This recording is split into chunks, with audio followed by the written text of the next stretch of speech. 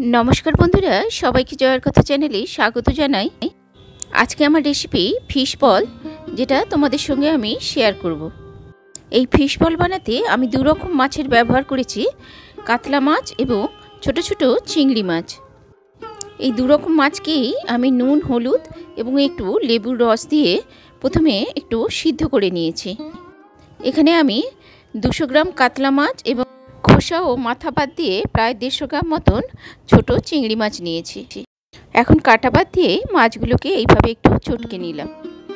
এবারে যে অন্যান্য উপকরণগুলো নিয়েছি সেটা হচ্ছে 1 চামচ রসুন বাটা, 1 চামচ আদা বাটা, 1 চামচ কিশমিশ কুচনো আর হাফ চামচ গরম মশলা নিয়েছি ধনেপাতা কুচি, লঙ্কা কুচি এবং পেঁয়াজ কুচি।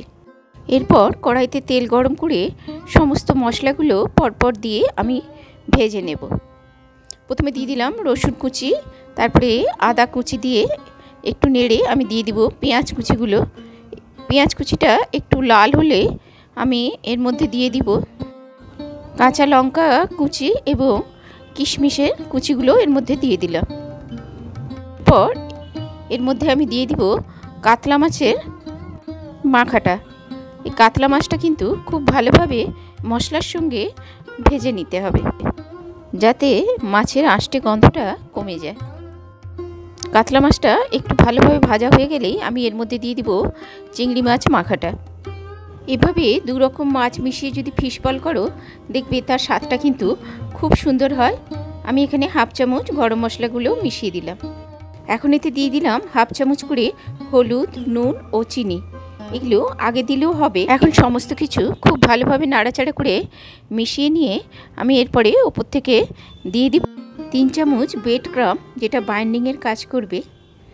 আর এরকম সহজ সরল রেসিপি ভালো লাগলে লাইক, কমেন্ট ও সাবস্ক্রাইব করতে ভুলো না। ব্রেড ক্রাম্বটা ভালোভাবে মিশিয়ে নিয়ে উপর থেকে ধনেপাতা কুচি এবং রোস্টেড জিরে পাউডার আমি এর মধ্যে দিয়ে দিলাম। আমার মাছের পুরটা তৈরি হয়ে গেছে। এবারে আমি এটাকে একটা থালায় ঢেলে ঠান্ডা করে নেব প্রথমে, তারপরে হাত দিয়ে আরও একটু ভালোভাবে মেখে নেব। এরপর এই মাছের পুর থেকে আমি মনের মতন সাইজে এরকম ছোট ছোট করে বল গড়ে নিচ্ছি। এই বলগুলোকে এরপর বিস্কুটের গুঁড়ো মাখিয়ে 1 বা 2 দিন সংরক্ষণ করে রেখে দেওয়া যেতে পারে। আমিও এগুলোকে সকালবেলায় বানাচ্ছি, বিকেলবেলায় ভাজার জন্য আমিও কিছুক্ষণের জন্য এগুলোকে এই অবস্থায় বিস্কুটের গুঁড়ো মাখিয়ে এয়ারটাইট বক্সে ডিপ ফ্রিজে রেখে দেব, যাতে বিকেলে চায়ের সঙ্গে গরম গরম পরিবেশন করা যায়। আমার সমস্ত বল তৈরি হয়ে গেছে। বিকেলবেলায় বলগুলো ভাজার জন্য আবার দেখো একটু বিস্কুটের গুঁড়ো নিয়েছি এবং একটা ডিমকে ফাটিয়ে সামান্য একটু নুন দিয়ে খুব ভালোভাবে ফেটিয়ে নিয়েছি। আর বিস্কুটের গুঁড়োর মধ্যে নুন আর গোলমরিচ একটু মিশিয়ে নিয়েছি। আর যদি সংরক্ষণ করতে না চাও তাহলে সরাসরি এই স্টেপে চলে আসতে হবে। এবারে আমি এই মাছের যে বলগুলো এগুলোকে আমি ডিমের গোলায় চুবিয়ে আবার একবার বিস্কুট গুঁড়ো মাখিয়ে নেব। বেশি মুচমুচে খেতে চাইলে এগুলোকে ডবল কোটিং করতে হবে, মানে 2 বার ডিমের গোলায় ডুবিয়ে 2 বার বিস্কুট গুঁড়ো মাখিয়ে নিতে হবে। আমি এখানে সিঙ্গেল কোটিংই করেছি। তোমরাও একবার এইভাবে 2 রকম মাছ দিয়ে পরিমাণ মতন মশলার ব্যবহার করে ফিশ বল বানিয়ে দেখো, খুবই সুস্বাদু খেতে হয়। আমি দেখো এইভাবে সমস্ত ফিশ বলগুলো সিঙ্গেল কোটিং করে বিস্কুটের গুঁড়োগুলো মাখিয়ে নিলাম। এবারে ডিপ ফ্রাই করার জন্য কড়াইতে বেশ কিছুটা তেল দিয়ে দিয়েছি। এরপর মিডিয়াম ফ্লেমে এগুলোকে নাড়াচাড়া করে আমি গোল্ডেন ব্রাউন করে ভেজে নেব।